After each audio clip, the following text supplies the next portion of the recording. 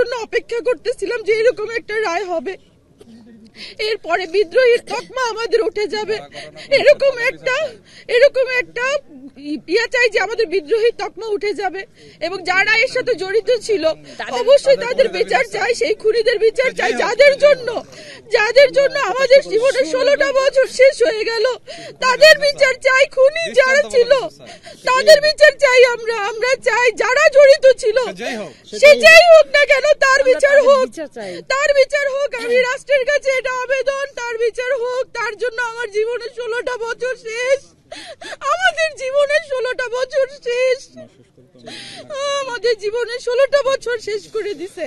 আচ্ছা, সত্যিকার অর্থে কি আমাদের যে 16টি বছর শুধুমাত্র আমরা সন্তানরা আজকে বাবাহারা হয়ে গেছে, পিতৃহারা হয়ে গেছে, পিতা ছিল হচ্ছে কারাগারের ভিতরে, এটা বলতে হয় ইতিমের মতোই তারা মানুষ হয়েছে। এই 18,500 বিডিআর সদস্য আজকের থেকে আমার মনে হয় নিরপরাধ নির্দোষ বিডিআরদেরকে এখন চাকরিতে পুনর্বহাল করে পূর্বের সুযোগ সুবিধা অক্ষুণ্ণ রেখে এবং যদি হত্যা মামলাগুলোকে থেকে খালাস দিয়ে আমাদেরকে পুনরায় এই রাষ্ট্র যেন বিবেচনা করে আমরা যেন সীমান্তের লোক আবারও আমরা বাংলাদেশ রাইফেলস চলে যেতে পারি। এই প্রিয় সাংবাদিক বিন্দুদের মাধ্যমে আমি সারা বাংলা আপামর জনগণকে এই মেসেজ দিতে চাচ্ছি যেন আমরা পুনরায় আমার যে সীমান্ত আছে সেই সীমান্ত এগিয়ে যেন আবারও যেন সেই রক্তচক্ষুকে উপেক্ষা করে আবারও যেন আমরা এই দেশকে সার্বভৌমত্বকে টিকে রাখতে পারি, সে ব্যবস্থা এই রাষ্ট্র যেন আমাদের করে।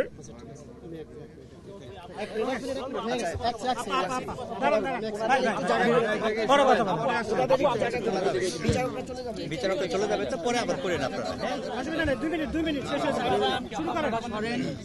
আমার বাবা না আমার ভাই।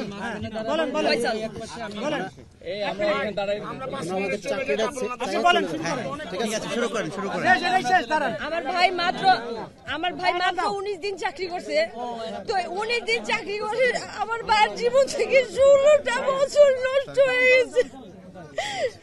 তোর জীবনে অনেক কিছু দিতে পারবো কিন্তু এই 16টা বছর কখনোই দিতে পারবো না। আমার ভাই অপরাধ করেনি, আমরা বারবার বলেছি আমার ভাই এগুলা এই বিদ্রোহের সাথে আমার ভাই জড়িত ছিল না, আমরা বারবার বলেছি কিন্তু আমাদের কোনো কথা শোনা হয়নি। আমরা বারবার বলেছি যে আমার ভাই এই কাজে ছিল না, আমার ভাই অসুস্থ ছিল, আমরা বারবার বলেছি কিন্তু আমাদের কথা কেউ শুনে নাই। আমার ভাই মাত্র 19 দিন চাকরি করে একটা মানুষ কিভাবে অপরাধী হয় আমার জানা নাই। সেই 19 দিনের চাকরির জন্য আজ 16 বছর জেল খাটছে। এই 16 বছর হয়তো আমি জীবনে অনেক কিছু দিতে পারবো কিন্তু আমার ভাইকে এই 16টা বছর আমি দিতে পারবো না। তবে আমরা যে অপরাধী নয় এটা এখন সারা বিশ্বের মানুষ জানুক যে আমরা হত্যাকাণ্ডের সাথে জড়িত ছিলাম না। যারা এই হত্যাকাণ্ডের সাথে জড়িত আর যারা মূল হোতা, আমাদের যেই প্রধান উপদেষ্টা আছে সারা সারা বাংলাদেশের জনগণের কাছে বলি যে যারা এই মুখোশের আড়ালে আছে তাদের প্রত্যেকের আইনের আওতায় এনে শাস্তি দেওয়া হোক, কঠিনতম কঠিন শাস্তি দেওয়া হোক, যারা এই আমাদের জীবন থেকে 16টা বছর কেড়ে নিয়েছে।